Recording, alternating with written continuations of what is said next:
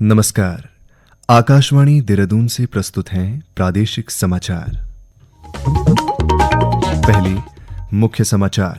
केंद्रीय सड़क परिवहन एवं राजमार्ग राज्य मंत्री अजय टम्टा ने अल्मोड़ा में जिला विकास समन्वय एवं निगरानी समिति की समीक्षा बैठक की।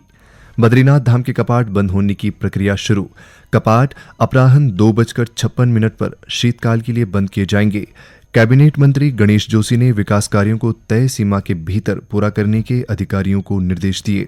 और नैनीताल जिले में 100 वर्ग गज से छोटे भूखंडों की खरीद और निर्माण पर प्राधिकरण की सख्ती, 600 लोगों को नोटिस जारी किए गए। प्रादेशिक समाचार के साथ मैं आशुतोष उनियाल। और अब समाचार विस्तार से।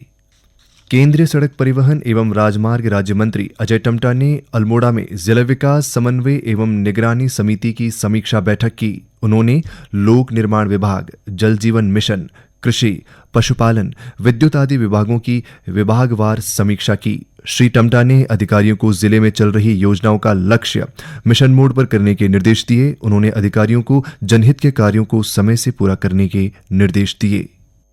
डिस्ट्रिक्ट मॉनिटरिंग कमेटी की बैठक अल्मोड़ा में आहूत की गई थी और सभी विभागों की समीक्षा बैठक पूरी हुई है। पीएमजीएसवाई है, जल जीवन मिशन है, हेल्थ के हैं, शिक्षा विभाग के हैं। ऐसे भारत सरकार से संचालित होने वाली जो योजनाएं जिन जिन विभागों के अंदर काम चल रहा है उस पर हमने बहुत महत्वपूर्ण मीटिंग की है थी। हमने ब्लॉक वाइज भी हमने पानी की समस्याओं के समाधान के लिए जहाँ जहाँ जो जल जीवन मिशन में योजनाएं बनी है, जहाँ पानी नहीं आ पा रहा उनके सबके एक एक के कारण पूछे हैं। ऐसी पीएमजीएसवाई 4th फेज में हमारे लगभग 230 वर्ग हैं, जिसमें से 30 वर्गों के हमारी डीपीआर वगैरह होते हुए सेंक्शन होनी और बहुत जल्दी हम 30 रोडों के टेंडर यहाँ लगा देंगे। और एनएचएआई के हमारे जो प्रोजेक्ट चल रहे हैं राष्ट्रीय राजमार्ग के, उस पर भी हमने फॉरेस्ट क्लियरेंस और जो लैंड एक्विजिशन की कार्रवाई है वो तत्काल हो जाए तो हम तत्काल इस पूरी रोड को अल्मोड़ा से लेकर बागेश्वर उडियारी होते हुए इसको 2 लेन कर रहे हैं। इसका बजट हमने प्रोविजन कर दिया है। सभी विभागों की समीक्षा के उपरांत सभी को निर्देश कर दिए गए।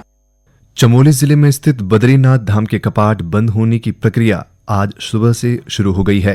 कपाट आज अपराह्न 2:56 पर शीतकाल के लिए बंद कर दिए जाएंगे। सुबह बद्रीनाथ के रावल अमरनाथ नंबूरी ने भगवान बद्री विशाल की पूजा अर्चना कर फूल श्रृंगार किया। आज के दिन भगवान बद्री विशाल का केवल फूल श्रृंगार किया जाता है, जिसे दोपहर बाद उतारा जाता है। इसके बाद भगवान उद्धव, कुबेर और गरुड़ जी को गर्भगृह से बाहर लाया जाता है। लक्ष्मी जी को लक्ष्मी मंदिर से रावल जी के सानिध्य में गर्भगृह में विष्णु भगवान के साथ विराजमान किया जाता है। इस मौके पर रावल जी को लक्ष्मी की सखी के रूप में स्त्री वेश धारण भी करना पड़ता है। भगवान बद्री विशाल और लक्ष्मी जी को माणा गांव की कुमारी कन्याओं और सुहागिनों द्वारा अपने हाथों से बनाया गया घृत कंबल उड़ाया जाता है। इसी के साथ बद्रीनाथ मंदिर के कपाट बंद कर दिए जाते हैं। कपाट बंद होने पर मंदिर को फूलों से सजाया गया है। धाम में सुबह से ही बड़ी संख्या में श्रद्धालुओं के पहुंचने का सिलसिला जारी है। बागेश्वर के पीएम श्री विक्टर मोहन जोशी स्मारक राजकीय इंटर कॉलेज में उत्तराखंड संस्कृत अकादमी हरिद्वार के तत्वावधान में 2 दिवसीय जिला स्तरीय संस्कृत छात्र प्रतियोगिता का शुभारंभ हुआ। इस अवसर पर पुलिस अधीक्षक चंद्रशेखर घोड़गे ने कहा कि संस्कृत सरल, सुमधुर और वैज्ञानिक भाषा है, जिसका संरक्षण समाज और शिक्षा जगत की साझा जिम्मेदारी है।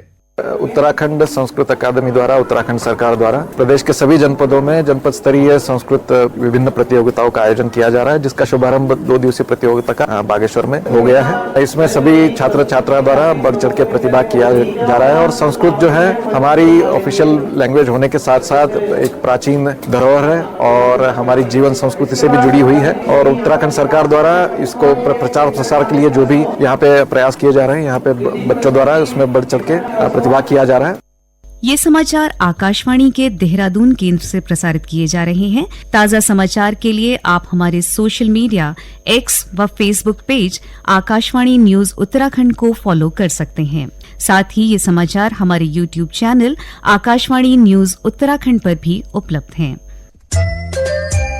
कैबिनेट मंत्री गणेश जोशी ने देहरादून में एमडीडीए अधिकारियों के साथ बैठक कर मसूरी विधानसभा क्षेत्र में चल रहे व प्रस्तावित विकास कार्यों की समीक्षा की। उन्होंने सभी विकास कार्यों को तय समय सीमा के भीतर गुणवत्तापूर्ण ढंग से पूरा करने के अधिकारियों को निर्देश दिए। कैबिनेट मंत्री ने कहा कि जिन विकास कार्यों का निर्माण पूरा हो चुका है उनके लोकार्पण की तैयारी तुरंत शुरू की जाए तथा जिन कार्यों का शिलान्यास प्रस्तावित है उनसे संबंधित सभी कागजी कार्यवाही भी समय पर पूरी की जाए। बताए। उन्होंने वन स्वीकृति, रीटेंडरिंग और शासन स्तर पर लंबित मामलों को प्राथमिकता से निस्तारित करने पर बल दिया। श्री जोशी ने देहरादून के कनक चौक स्थित जनरल विपिन रावत पार्क में सौंदर्यकरण कार्यों को भी शीघ्र पूरा करने के निर्देश दिए।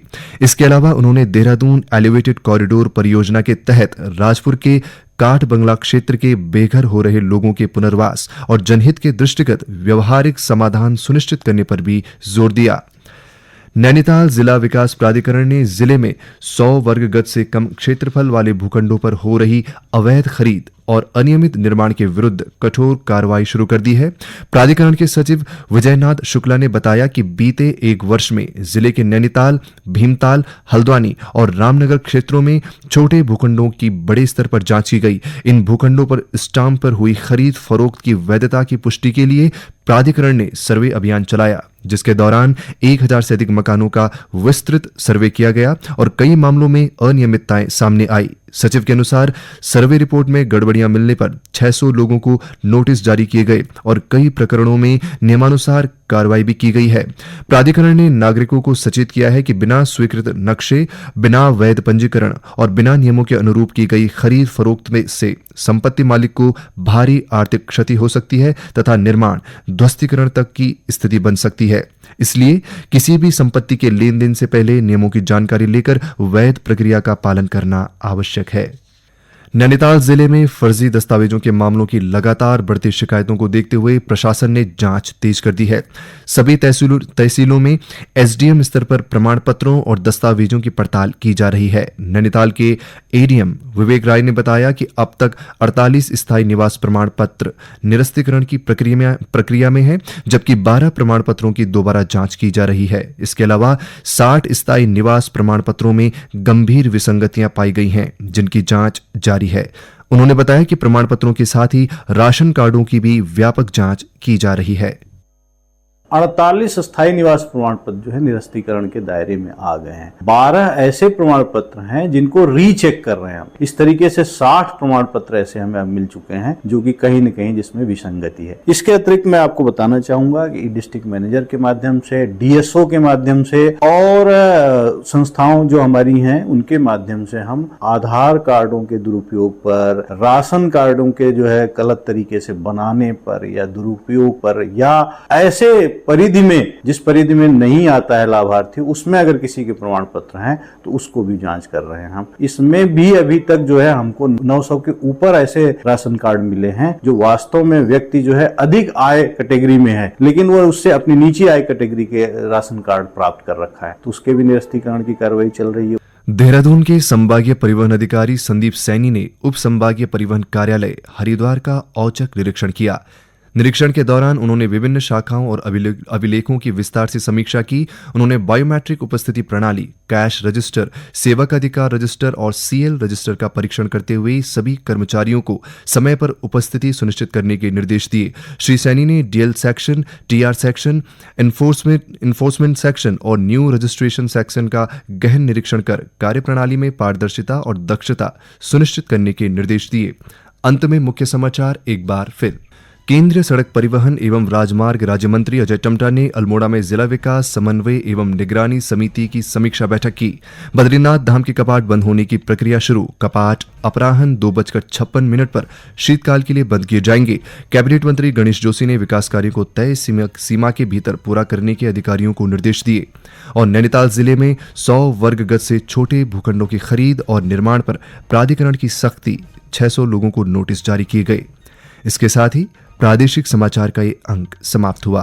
अगला समाचार बुलेटिन शाम 6:30 बजे प्रसारित किया जाएगा। नमस्कार।